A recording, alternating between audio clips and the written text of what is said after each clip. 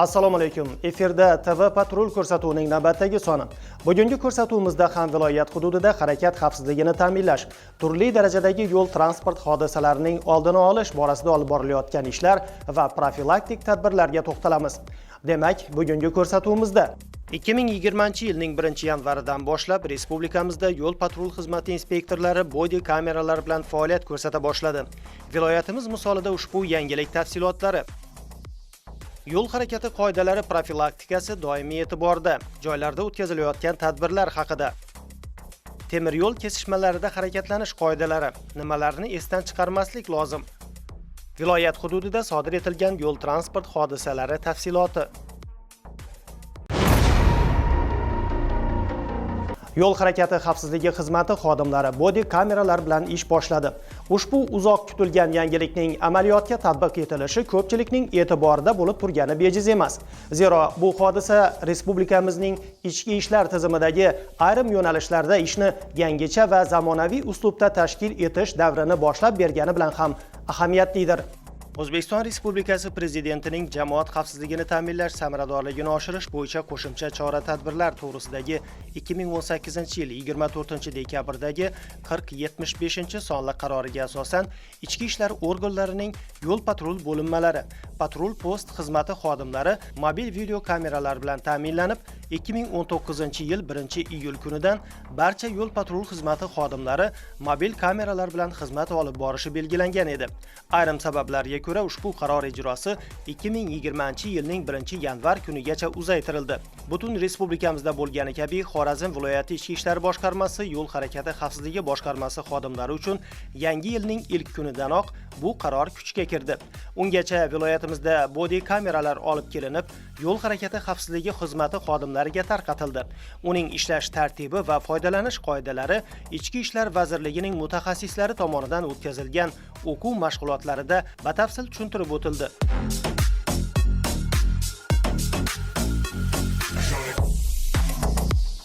Ushbu body kameralar yo'l patrul xizmati inspektorlarining yo'l harakati qatnashchilari bilan o'zaro munosabatlarini yaxshilab, ular o'rtasidagi muomala madaniyatini hamda harakat xavfsizligini ta'minlashga xizmat qiladi. Eng asosiysi, shu kungacha kuzatilayotgan yo'l harakati qoidalarining buzilishi bilan bog'liq ayrim bahsli vaziyatlarga oydinlik kiritadi deb o'ylaymiz. Chunki body kamera qarshisida yo'l patrul xizmati inspektori va harakat ishtirokchilari bir xil mas'uliyatli bo'lishlariga, qonun doirasidan chiqmagan holda harakat qilishlariga to'g'ri keladi.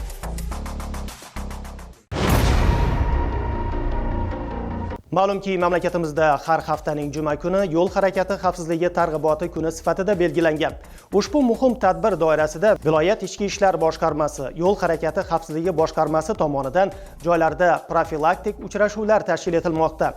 Hozir shu haqda viloyat hududida harakat xavfsizligini ta'minlash, turli darajadagi yo'l transport hodisalarining oldini olishga qaratilgan chora-tadbirlarning samarasi o'laroq yo'l harakati ishtirokchilarida mas'uliyat hissi shakllanib, avtotransportlar bilan bog'liq ko'ngilsiz hodisalarning oldi olinmoqda.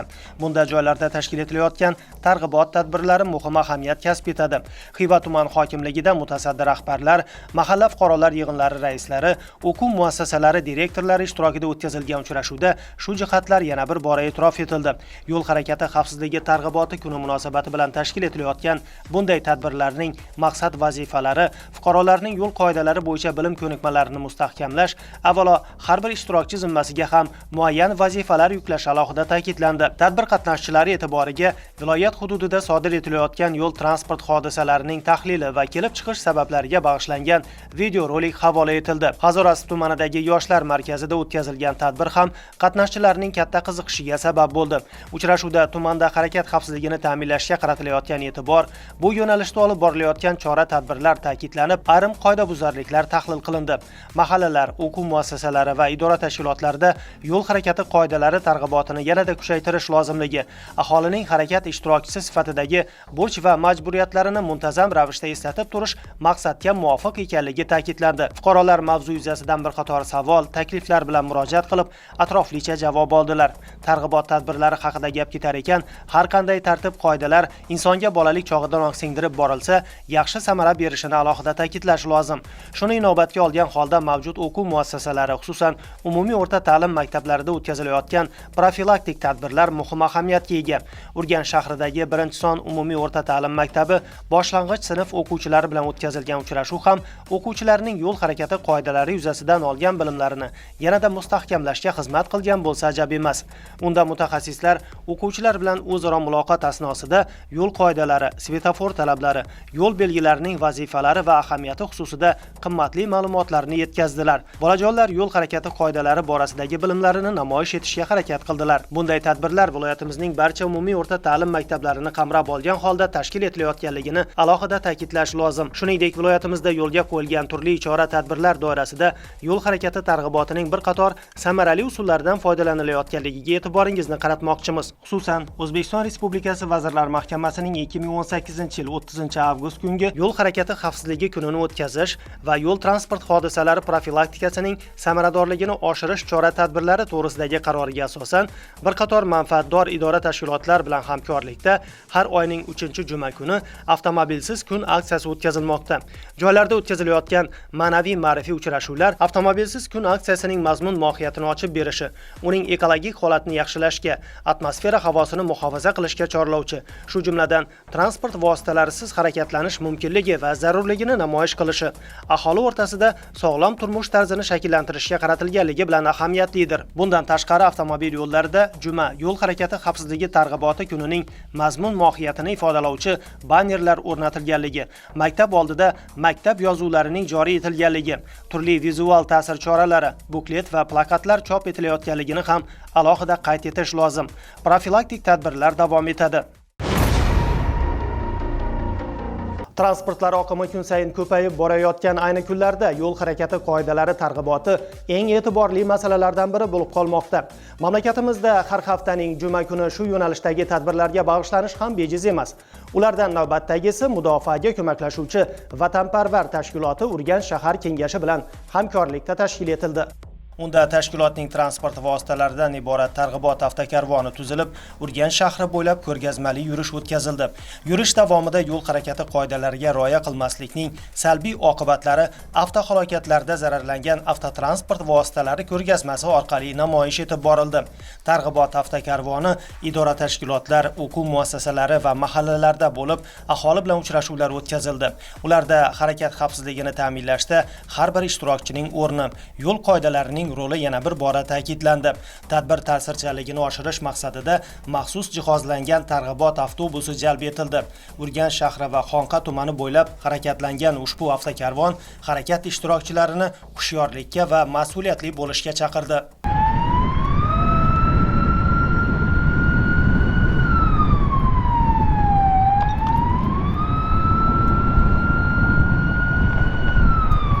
O'zbekiston Respublikasi Vazirlar Mahkamasining 2018-yil 30-avgust kunidagi yo'l harakati xavfsizligi targ'ibot kunini o'tkazish, yo'l transport hodisalari profilaktikasi samaradorligini oshirish chora-tadbirlari to'g'risidagi 701-sonli qaroriga asosan haftaning har juma kuni yo'l harakati xavfsizligi targ'ibot kuni etib belgilangan. Ushbu qaror talablaridan kelib chiqqan holda viloyatimiz hududida yo'l ochish faoliyati bilan shug'ullanuvchi avtokorxonalarda, mahallalarda, ta'lim muassasalarida qolaversa fuqarolarimizning huquqiy madaniyatini oshirish bo'yicha tushuntirish ishlari olib borilmoqda. Shuningdek, ushbu juma kuni harakat xavfsizligini ta'minlash, yo'l transport hodisalarini bir vaqt oldini olish yuzasidan targ'ibot avtokarvoni tashkil qilindi va aholi ko'p to'planadigan joylarda profilaktik tushuntirish ishlari olib borildi va harakat xavfsizligini ta'minlovchi bukletlar fuqarolarimizga tarqatildi. Shuningdek, joylarda ayni kunlarda viloyatimiz hududida sodir etilayotgan qo'pol qoidabuzarliklar va yo'l transport hodisalarining muhokamalari ham bo'lib o'tmoqda. Ana shunday tadbirlardan biri Xiva shahridagi Yangi Hayot mahallasida o'tkazildi. Unda 2020-yilning 4-yanvar kuni Xiva shahri hududida sodir etilgan yo'l transport hodisasiga sabab bo'lgan omillar, mutaxassislar va mahalla aholisi ishtirokida muhokama etildi. Xonqa tumanining Madir qishlog'i Do'stlik mahallasida o'tkazilgan uchrashuv ham yo'l transport hodisasi muhokamasiga bag'ishlandi. Ushbu yo'l transport hodisasi 2020-yilning 5-yanvar kuni sodir etilgan bo'lib, unda shu mahallada istiqomat qiluvchi fuqaro Urganch shahri hududida avtoavariya ishtirokchisi bo'lgan. Uchrashuvda keyingi vaqtda Xonqa tumanida turli darajadagi yo'l transport hodisalarining ko'p uchrayotgani, ularning yuzaga kelish sabablari tezkorlik bilan o'rganilib, bartaraf etilishi maqsadga muvofiq ekanligi ta'kidlandi. Yo'llarda harakat xavfsizligini ta'minlashda har bir harakat ishtirokchisi mas'uliyatli bo'lishi lozimligi eslatib o'tildi. Targ'ibot tadbirlari davom etmoqda.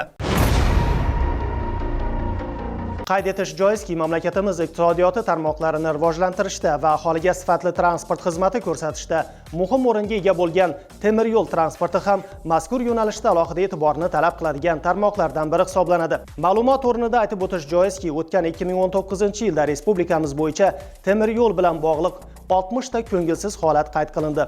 Ularning barchasi insonlar o'limi bilan yakun topgan.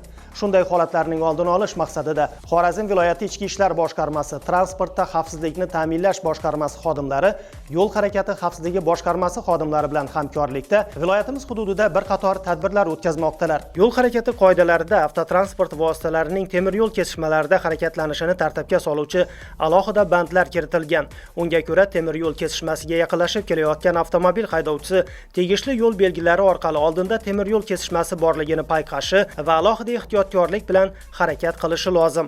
Qo'riqlanmaydigan, svetofor bilan jihozlanmagan temir yo'l kesishmasida asosan to'xtamasdan harakatlanish taqiqlanadi yo'l belgisi o'rnatilgan bo'lib, haydovchi to'xtash chizig'i oldida albatta to'xtashi, shu bilan birga kesishmaning barcha tomonlarini ko'zdan kechirishi, poyezd yo'qligiga ishonch hosil qilganidan so'ng harakatni davom ettirishi kerak. Yarim avtomatlashtirilgan temir yo'l kesishmalarida, shuningdek, svetoforning qizil ishorasi yonib o'chib tursa, kesishmaga 10 metr qolganda to'xtab turishi va poyezd o'tmagunicha zinhor kesishmani kesib o'tmasligi lozim va hokazo. Ushbu tartib qoidalariga amal qilmaslik ma'muriy javobgarlikka sabab bo'ladi. Xorazm viloyati transportda xavfsizlikni ta'minlash boshqarmasi, yo'l harakati xavfsizligi boshqarmasi bilan hamkorlikda bunday turdagi qoidabuzarliklarni aniqlash va tegishli tartibda javobgarlikka tortish bo'yicha ish olib bormoqdalar. Shu o'rinda alohida ta'kidlash joizki, temir yo'l kesishmalarida harakatlanayotgan fuqarolarga qulaylik yaratish maqsadida kesishmalarga tunda yoritiluvchi mayoqchalar o'rnatish, temir yo'l izlaridan piyodalar o'tish yo'lakchalariga maxsus belgilar o'rnatish ishlari amalga oshirildi. Ushbu sa'y-harakatlardan ko'zlangan maqsad shuki, insonlar hayoti va sog'lig'ini turli ko'ngilsizliklardan saqlash har doim e'tiborda. Ammo bu borada nafaqat mutasaddi idoralar xodimlaridan, balki har birimizdan talab qilinadigan jihat borki, unga ko'ra hushyorlik, e'tiborlilik va belgilangan tartib qoidalariga qat'iy amal qilish turli ofatlardan saqlanishimizga yordam beradi.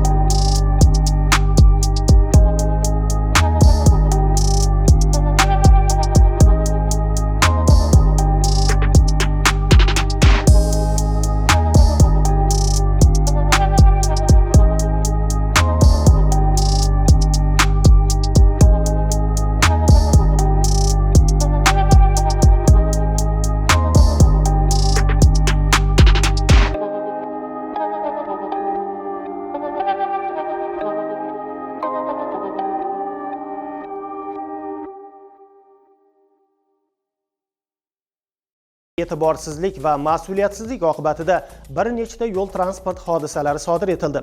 Hozir ularning tafsilotiga to'xtalib o'tamiz.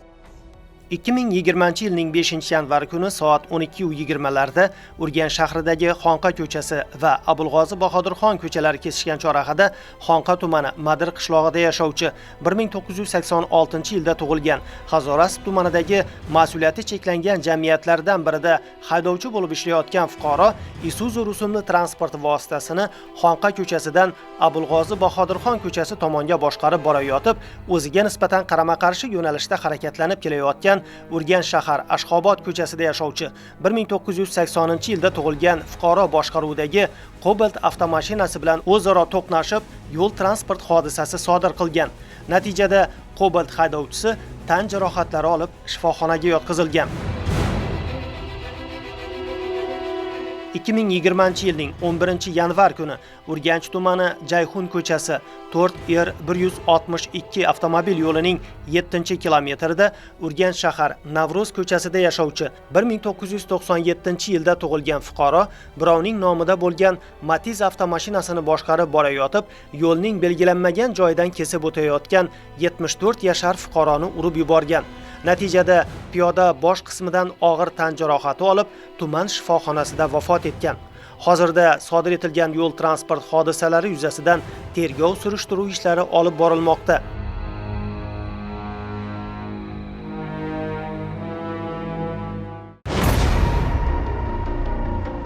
Hurmatli teletomoshabinlar, biz ko'rsatuvlarimiz orqali sizni har doim ogohlikka, hushyorlik va mas'uliyatga chorlab kelamiz. Bu chaqiruv va da'vatlarga qanchalik e'tiborli bo'lishingiz o'zingizga havola albatta. Lekin xalqimizda kasallikni davolagandan ko'ra uning oldini olgan ma'qul degan gap bor.